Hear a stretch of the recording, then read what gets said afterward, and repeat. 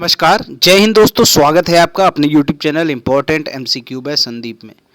दोस्तों, DElEd 4th semester के गणित की तैयारी के क्रम में आज हम गणित का दूसरा टॉपिक वर्ग और वर्गमूल लेकर आए हैं। इस वीडियो में हम इसके बेसिक कॉन्सेप्ट पढ़ेंगे। इसमें एक एक टॉपिक जितना भी इम्पोर्टेंट है वो सब हम कवर कर रहे हैं यहाँ पर। और वीडियो को पूरा लास्ट तक देखिएगा ताकि आपको इस वीडियो के बेसिक कॉन्सेप्ट समझ में आ जाए। साथ ही साथ ये बता दूं कि कुछ प्रश्न भी हमने यहाँ पर करके दिखाए हैं और कुछ प्रश्न हम आपको करने के लिए देंगे भी। तो उन प्रश्नों के जवाब आप नीचे कमेंट में हमें ज़रूर बताइएगा। तो चलिए वीडियो को शुरू करते हैं। वीडियो को शुरू करने से पहले एक निवेदन है, अगर आपने अभी तक चैनल को सब्सक्राइब नहीं किया है तो चैनल को सब्सक्राइब कर लीजिए और घंटी का निशान जरूर दबा लीजिए ताकि ऐसे ही वीडियो का नोटिफिकेशन आपको मिलता रहे। शुरू करते हैं आज का वीडियो। देखो, सबसे पहले हम यहाँ पर वर्ग और वर्गमूल, इसमें हम सबसे पहले इसकी परिभाषा को समझ लेते हैं। यहाँ पर इसकी जो परिभाषा है, यदि किसी संख्या को उसी संख्या से गुणा करें तो गुणनफल से प्राप्त संख्या को उस संख्या का वर्ग कहते हैं। तो ये समझ गए, ये इसकी परिभाषा होगी। एग्जाम्पल इसका देख लेते हैं। जैसे 3 का गुणा हम 3 से कर रहे हैं तो कितना हमें प्राप्त हो रहा है? 9। तो ये जो हमें प्राप्त हो रहा है यही इसका वर्ग कहलाया जाएगा। तो ये चीज़ आप समझ गए। 3 का अगर हम कहें कि वर्ग कितना है तो 3 का वर्ग 9 होगा। ठीक है। इसी तरह हम दूसरी संख्या जैसे लेते हैं, मान लो 12 लेते हैं तो 12 का क्या वर्ग होगा? 12 का जब हम उसी में गुणा करेंगे तो हमें 144 प्राप्त होगा। तो हम यहाँ पर ये कह सकते हैं कि 12 का जो वर्ग होगा वो 144 होगा। और साथ ही साथ देखो, इसमें एक चीज़ और भी है। अगर हम ये कहें कि 144 का वर्गमूल बताओ, 144 का वर्गमूल क्या होगा ये बताओ, तो 144 का जो वर्गमूल होगा वो होगा आपका 12। ठीक है, ये चीज समझ गए। 144 का वर्गमूल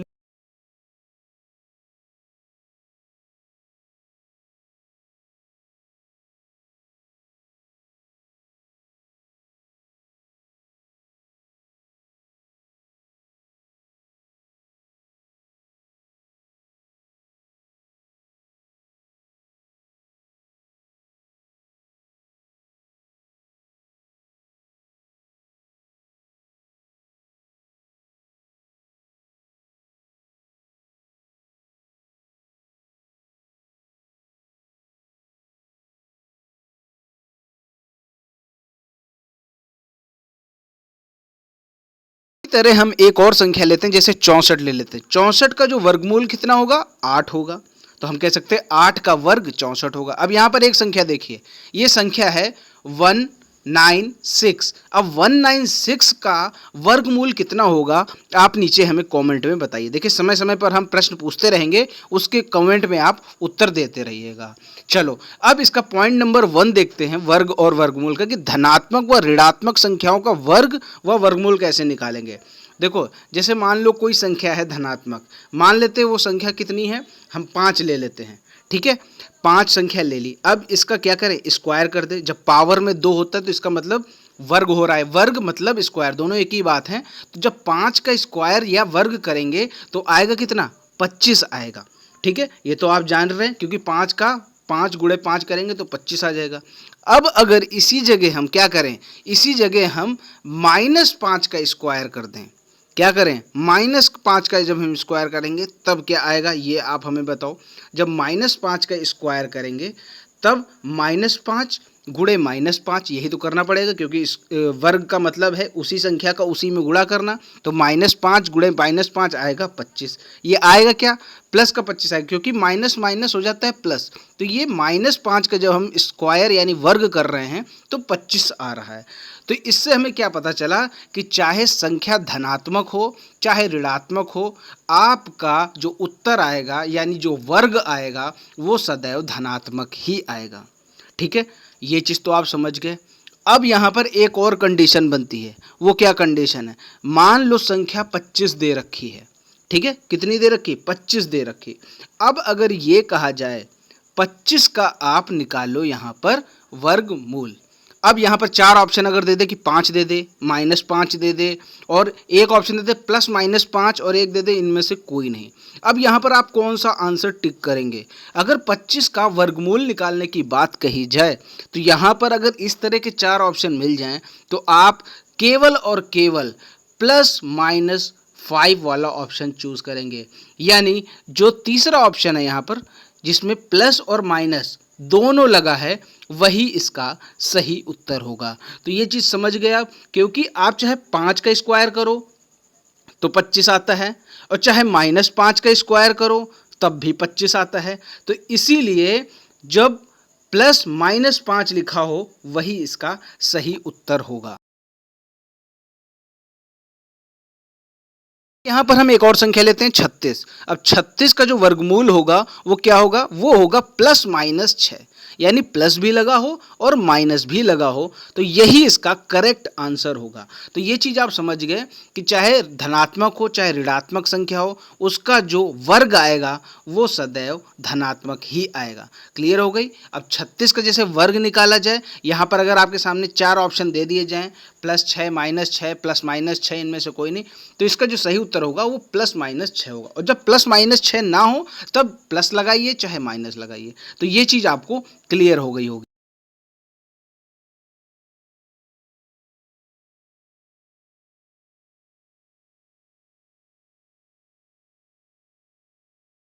चलो बढ़ते हैं दूसरे पॉइंट पर, सम व विषम संख्याओं का वर्गमूल।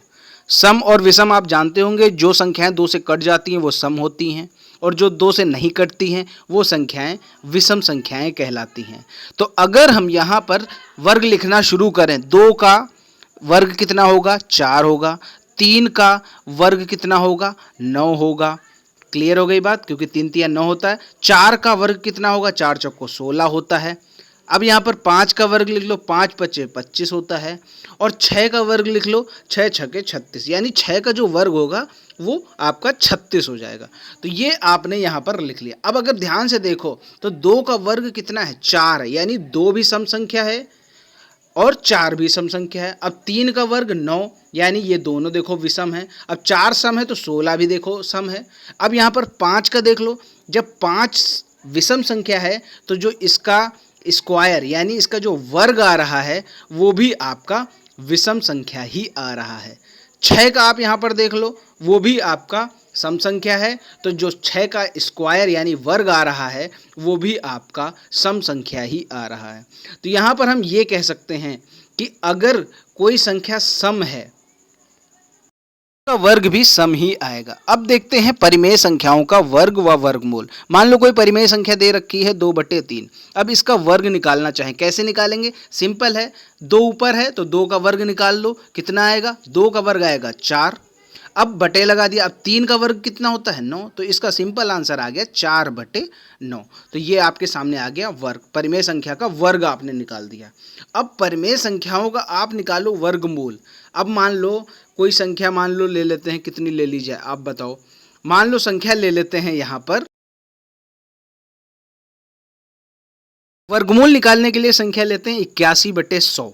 अब 81/100 का वर्गमूल निकालें, ऐसे ही साइन लगाया जाता है, ये वर्गमूल का साइन है। अब 81 का वर्गमूल कितना होता है? आपको मालूम होना चाहिए कि 81 का वर्गमूल होता है 9, क्योंकि 9 गुणे 9 करते तभी तो 81 आता है। तो ये यहाँ पर लिखेंगे 9, नीचे लिखेंगे 10, क्योंकि 10 गुणे 10 होता है आपका 100। क्लियर हो गई बात? तो यहाँ पर 81/100 का जो वर्गमूल निकल के आ गया वो आ गया आपका 9/10। ये चीज़ क्लियर हो गई? एकदम आसान है, कुछ नहीं करना, सीधा आपको वर्गमूल उठा के रख देना है और ये आपका परिमेय संख्याओं का वर्गमूल आ जाता है। अब यहाँ पर मान लो कोई संयुक्त भिन्न दे रखी हो, जैसे मान लो लिखी है 2 सही 3/5, ये संख्या दे रखी है संयुक्त भिन्न। अब ये बोला जा रहा है कि आप क्या करो, इसका वर्ग निकालो। वर्ग कैसे निकालेंगे? सबसे पहले तो संयुक्त भिन्न को हम क्या करेंगे? साधारण भिन्न में बदलेंगे। साधारण भिन्न में कैसे बदलते हैं आपको मालूम है, जैसे नीचे 5 दे रखा है, इधर साइड में 2 दे रखा है, तो 5 और 2 को हम क्या करेंगे? मल्टीप्लाई करेंगे। 5 दूना 10 और 10 में 3 को जोड़ देंगे। 10 और 3 हो गया 13, 13/5 हो गया। अब इसका वर्ग लगा दीजिए। 13 का वर्ग कितना होता है? 13 का वर्ग होता है 169। तो यहाँ पर लिख देंगे 169। 9 और नीचे लिख देंगे 5 का वर्ग होता है 25, तो 5 25 हो गया 169/25, ये इसका आंसर आ जाएगा। अच्छा, कभी प्रश्न में ये दे दिया जाए कि आपका जो 169/25 है इसका वर्गमूल निकालो, तो वर्गमूल कैसे निकलेगा? सिंपल है, 169 का आपको मालूम है कि 13 होता है वर्गमूल और 25 का 5 होता है, तो ये हो जाएगा आपका 13/5। अब 13/5 अगर ऑप्शन में मिल रहा है तो टिक कर दो, अगर ऑप्शन में नहीं मिल रहा है तो 13 को 5 से भाग दे दो। कैसे भाग देंगे ये देखो, 5 को हम 13 में 5 से भाग दे रहे हैं, तो 5 दूना 10, 13 में 10 घटेगा आएगा 3, नीचे शेष बच गया 3, तो 2 सही 3/5 इसका सही उत्तर आ जाएगा। क्लियर हो गई बात? तो ये चीज़ आपको परिमेय संख्याओं का वर्ग और वर्गमूल आसानी से समझ में आ गया। चलो अब बढ़ते हैं पूर्ण वर्ग संख्याओं का परीक्षण के बारे में, मतलब यह कोई संख्या पूर्ण वर्ग संख्या है या नहीं, इसका परीक्षण कैसे करेंगे। इसके परीक्षण करने के दो तरीके हैं, या तो आप भाग विधि से कर लो या तो गुणनखंड विधि से कर लो। तो यहाँ पर हम गुणनखंड विधि से इसको जांच करने वाले हैं कि कोई संख्या पूर्ण वर्ग संख्या है कि नहीं।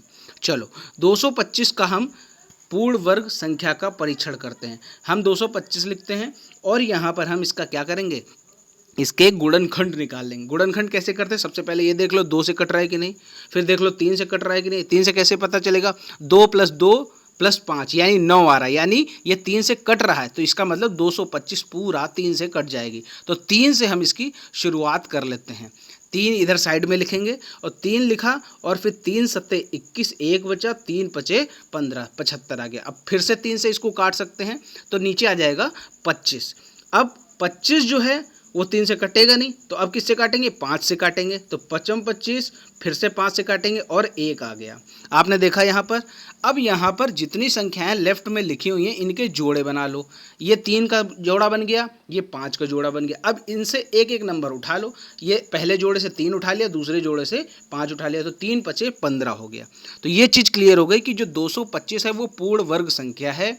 225 का पहले गुणनखंड कर लेते हैं, फिर इसके बाद इसमें हम इसके जोड़े बना लेते हैं, फिर उनसे एक एक संख्या उठा के इसका वर्गमूल निकाल लेते हैं। तो यहाँ पर आपने देखा 225 का जो वर्गमूल निकल के आया वो आ गया 15, यानी 225 जो संख्या है वो पूर्ण वर्ग है। अब यहाँ पर अगर यहाँ पर जोड़े पूरे नहीं बन रहे हैं या ऐसी कोई संख्या बच रही जिसका जोड़ा नहीं बनना है, तो इसका ये मतलब होगा कि वो संख्या पूर्ण वर्ग नहीं है। क्लियर हो गई बात? अब यहाँ पर आपके लिए जो क्वेश्चन है कि 360 का परीक्षण करके आपको बताना है। 360 का परीक्षण करके नीचे कमेंट बताइए कि ये पूर्ण वर्ग संख्या है या नहीं। क्लियर? चलो अब यहाँ पर हम पॉइंट पे आते हैं। 360 का आप बता देना नीचे कमेंट में कि ये पूर्ण वर्ग संख्या है या नहीं। बढ़ते हैं अब अगले पॉइंट पर, पॉइंट नंबर 5। पॉइंट नंबर 5 है गुणनखंड विधि से वर्गमूल ज्ञात करना। देखो मैंने बताया था आपको कि गुणनखंड विधि और भाग विधि दो विधियां होती हैं वर्गमूल ज्ञात करने की।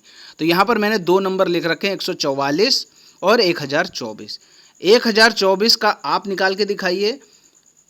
चलिए मैं ही निकाल के दिखा देता हूँ। 1024 का मैं निकाल के दिखा देता हूँ, 144 का आप निकाल के दिखा दीजिएगा। तो यहाँ पर हमने लिखा 1024।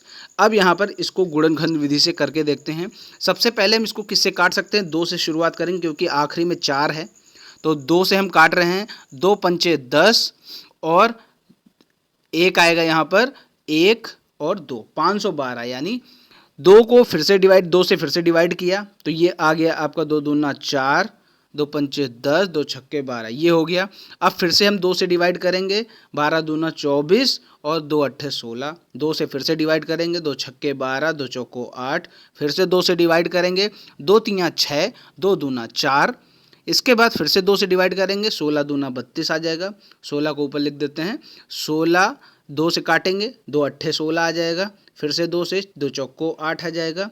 फिर से 2 से काटेंगे, फिर 2 आ जाएगा, फिर 2 से काटेंगे, फिर 1 आ जाएगा, यानी अब ये कंप्लीट हो गया। अब इसके आप क्या कर लो, इसके जोड़े बना लो। ये एक जोड़ा ये बन गया, एक जोड़ा ये बन गया, एक जोड़ा ये बन गया, एक जोड़ा ये बना और एक ये, यानी कुल मिलाकर 5 जोड़े बन रहे हैं। तो यहाँ पर हम लिख सकते हैं 2 को 5 बार हम मल्टीप्लाई कर दें, 2 गुणे 2 गुणे 2, यानी 5 बार कुल मिलाकर हम मल्टीप्लाई कर देंगे तो इसका हम आसानी से 1024 का वर्गमूल ज्ञात कर सकते हैं। तो चलिए यहाँ पर हम इसको लिख लेते हैं।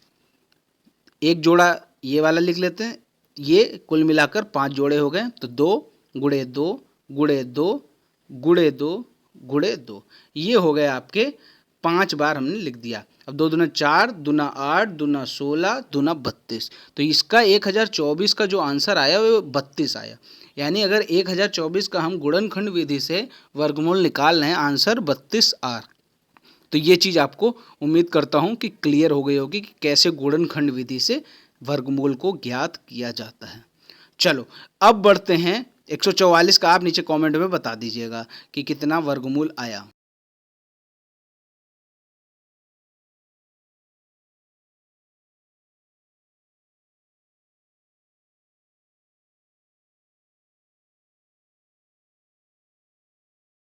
बात करते हैं कि भाग विधि से वर्गमूल ज्ञात करना, थोड़ा ध्यान से इसको समझिएगा। चलिए 1849 का हम लोग भाग विधि से वर्गमूल ज्ञात करने का प्रयास करते हैं, ध्यान से इसको देखिएगा। सबसे पहले 1849 हम लिख लेते हैं इसको, यहाँ पर ये लिख लिया। फिर हमने क्या किया, दाईं तरफ से जोड़े बनाने शुरू किए। यानी दाईं तरफ से जोड़े बनाएंगे तो किसका जोड़ा बनेगा, सबसे पहले बनेगा 49 का जोड़ा, ये 49 का जोड़ा बन गया। फिर 18 का जोड़ा बन गया। अच्छा यहाँ पर एक चीज़ और ध्यान रखिएगा कि अगर 18 की जगह केवल 8 होता तो हम उसको भी जोड़ा बना लेते हैं। सबसे पहले तो दाईं तरफ का जोड़ा बनाओ, फिर अगर कोई संख्या बच जा रही है, केवल 8 भी बच रहा होता, तब भी हम उसको एक जोड़ा मान लेते हैं। तो ये चीज़ आपको क्लियर हो गई होगी कि अगर एक सिंगल डिजिट भी बच जाती है लेफ्ट में, लास्ट में, तो हम उसको भी एक जोड़ा काउंट करते हैं। अब यहाँ पर इस तरह हम लाइन खींच लेंगे ऊपर। फिर उसके बाद पहला जोड़ा देखेंगे, पहला जोड़ा कितना है, पहला जोड़ा है 18। अब हम ऐसा पहाड़ा पढ़ेंगे कि किसी संख्या का वर्ग 18 से ज़्यादा ना हो। जैसे हम 2 का पढ़ें, 2 दूना 4, 3 तिया 9, 4 चौको 16, 5 पचे 25। अब 25 ज़्यादा हो रहा है तो हम कितना लेंगे, 4 चौको 16 लेंगे, क्योंकि ये 18 से कम है। तो यहाँ पर हम लेफ्ट साइड में लिख लेंगे 4। क्लियर हो गई बात। 4 चौको 16 होता है और 5 पचे 25 होता है, तो 25 ज़्यादा हो गया तो 4 लेंगे। 4 चौको 16, 4 ऊपर लिख दिया, 4 नीचे लिख दिया। 4 चौको 16, 18 के नीचे 16 लिख दिया, 18 में 16 गया, 2 बचा। अब अगला जोड़ा उतार लेंगे, ये हो गया 49। अब ये 249 बन गया, ठीक है। अब ये 4 और ये वाला 4, इसके नीचे 4 लिख देंगे, 4 और 4 इन दोनों को जोड़ देंगे, 4 और 4 हो गया 8, ये 8 हो गया, ठीक है। अब 8 के आगे कोई ना कोई संख्या हमें लिखनी है, ठीक है। तो क्या करेंगे, 9 को भूल जाते हैं, इधर से 249 में एक संख्या छोड़ देते हैं और क्या करेंगे, 8 का पहाड़ा हम पढ़ेंगे किस में। अब जैसे 249 है, कोई संख्या दे रखी है, उसका एक अंक हम छोड़ रहे हैं, ठीक है। 9 छोड़ दिया, 9 छोड़ दिया तो बचेगा 24। अब 8 का पहाड़ा पढ़ो 24 में, 8 का पहाड़ा 24 में पढ़ेंगे तो कितना आएगा, 8 तिया 24, 3 बार जाएगा, ठीक है। तो हम क्या करेंगे, 3 लिख देंगे ऊपर। सबसे पहले तो ऊपर लिखेंगे क्योंकि 3 से ही गुणा कर रहे हैं, तो यहाँ पर हम लिख देंगे 3, और यही 3 उठ के 8 के बगल में भी आएगा, तो ये हो जाएगा 83। अब 83 का जब हम 3 में मल्टीप्लाई करेंगे तो 249 आएगा। ये पूरी तरह से कट गया। तो यहाँ पर हमने भाग विधि से 1849 का निकाल लिया, ठीक है। 1849 कितना आया, 43 इसका आंसर आ गया। तो उम्मीद करता हूँ कि भाग विधि से भी निकालना आप आसानी से सीख गए होंगे। अगर कोई डाउट रह जाता है तो नीचे कमेंट में ज़रूर बताइएगा। और आपके लिए इसका होमवर्क ये है कि 33 64 का आप निकाल के दिखाइए। 7वें पॉइंट पर आते हैं, किसी संख्या के वर्गमूल में अंकों की संख्या ज्ञात करना। मान लो कोई संख्या दे रखी है और पूछा जा रहा है उसका वर्गमूल में कितने अंक होंगे। मान लो संख्या हमने लिख ली यहाँ 144। अब ये बताया जाए कि 144 में वर्गमूल में 144 का जो वर्गमूल आएगा उसमें अंक कितने होंगे। तो इसका तरीका बहुत ही आसान है, इसमें कुछ ज़्यादा विशेष नहीं करना है। दाईं तरफ से जोड़े बनाना शुरू कर दो। आपको मालूम है 144 का कितना होता है, 12 होता है वर्गमूल। अब 12 में कितनी डिजिट हैं, 2 डिजिट हैं। अब यहाँ पर आप चेक कर लो, 144 है, दाईं तरफ से आप जोड़े बना लो। एक जोड़ा ये बना और एक संख्या बच गई तो उसको भी एक जोड़ा मान लो। तो कितने जोड़े बन रहे हैं, 2 जोड़े बन रहे हैं। तो ये कितना हो गया, इसके वर्गमूल में अंकों की संख्या 2 हो गई। अब यहाँ पर आप एक और नंबर लेके देख लो ताकि और ज़्यादा आपको क्लियर हो जाए। देखो जैसे मान लो 900 दे रखा है, अब 900 में जोड़े बनाओ, दाएं तरफ से एक जोड़ा और 9 ये एक जोड़ा बन गया, यानी कितने जोड़े बने, 2 जोड़े बने। जब 2 जोड़े बने तो 900 का जो वर्गमूल होगा वो कितना होता है, वो 30 होता है। अब इसमें देख लो 30 में कितने अंक हैं, 2 ही तो अंक हैं। क्लियर हो गई बात। तो ये चीज़ आप समझ गए।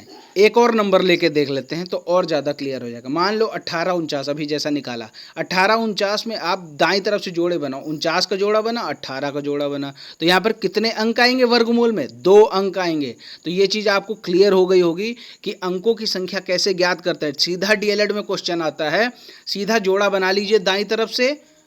अब यहाँ पर देखिए 73,441, इसमें कितने, इसके वर्गमूल में कितने अंक हो, जोड़े बना लो। 41 का एक जोड़ा बना, 34 का एक जोड़ा बना, 7 का एक जोड़ा बना, यानी 73,441 के वर्गमूल में 3 अंक होंगे। तो ये चीज़ आपको अच्छे से समझ में आ गई होगी कि किसी संख्या के वर्गमूल में कितने अंक होंगे, आसानी से निकल सकते हैं।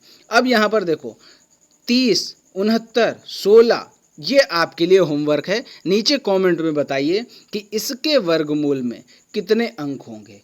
बढ़ते हैं 8वें पॉइंट की तरफ, दशमलव संख्या का वर्गमूल निकालना। दशमलव संख्या का वर्गमूल निकालना बहुत आसान होता है। जैसे आप रेगुलर वर्गमूल निकालते हैं वैसे ही इसका भी वर्गमूल निकाला जाता है, कोई ज़्यादा कठिनाई नहीं होती, बस थोड़ा सा ध्यान देने की ज़रूरत है। चलो इसका हम निकाल के दिखाते हैं। 4.6225 का हम वर्गमूल निकालना सिखाएंगे। देखो ये दशमलव होता है तो लोगों को लगता है बहुत हार्ड होगा, देखिए कितना आसान है। इसको भी हम भाग विधि से करके देखेंगे, क्योंकि गुणनखंड विधि से तो आसान है, भाग विधि से भी करके देख लेते हैं। सबसे पहले क्या करेंगे, दशमलव के बाईं ओर जो संख्या उसका जोड़ा बना लेंगे और जो दशमलव के दाईं ओर है उसका जोड़ा बना लेंगे। ये जोड़ा बन गया। अब क्या करेंगे, सबसे पहले हम सबसे पहला वाला जोड़ा इस्तेमाल करेंगे। सबसे पहले हम उसी तरह लाइन खींच लेते हैं, ये हमने लाइन खींच ली। अब यहाँ पर पहला जोड़ा कौन सा है, 4, तो हमें ऐसा वर्ग का पहाड़ा पढ़ना है कि 4 से ज़्यादा ना हो। 2 दूना 4, 3 तिया 9, तो 3 का तो ज़्यादा हो जाएगा, 2 ही लेते हैं। तो इधर 2 लिखा, ऊपर 2 लिखा, 2 दूना 4, ये कट गया। अगला जोड़ा उतारेंगे यहाँ पर, ये 2 यहाँ लिख दिया, 4 हो गया, दोनों को जोड़ दिया। अब 62 उतार लो। अब 62 में मैंने बताया था क्या करना है, एक संख्या छोड़ देनी, 62 का 2 छोड़ दो, केवल बचेगा 6। तो 4 का पहाड़ा ऐसा पढ़ो कि 6 से ज़्यादा ना हो। 4 एकम 4, 4 दूना 8, तो 2 ले जाएंगे तो ज़्यादा हो जाएगा, 1 ले जाओ। 4 एकम 4, 1 यहाँ लिखा और 4 के बगल में 1 लिखा, तो 41 का 1 में गुणा करेंगे 41 आ जाएगा। अब घटा लो, तो 62 में 41 घटाएंगे तो 21 आ गया। ठीक, अगला जोड़ा उतार लो। अगला जोड़ा है 25 का, तो ये 25 उतार लिया। अब यहाँ पर देख लो, ये जो 1 था उसको उठाकर यहाँ रख दिया, तो 41 और 1 42 हो गया। क्लियर हो गई बात। अब देखो फिर से वही करेंगे, 5 को छोड़ देंगे, बचेगा 212। अब 42 बड़ी संख्या है तो गुणा कर नहीं पा रहे, तो ऐसा करते हैं 42 का 2 छोड़ देते हैं और 212 का जो लास्ट वाला 2 है उसको भी छोड़ देते हैं। तो इधर बचेगा 4 और इधर बच रहा है 21। तो 4 का पहाड़ा हम ऐसे पढ़ें कि 21 से ज़्यादा ना हो।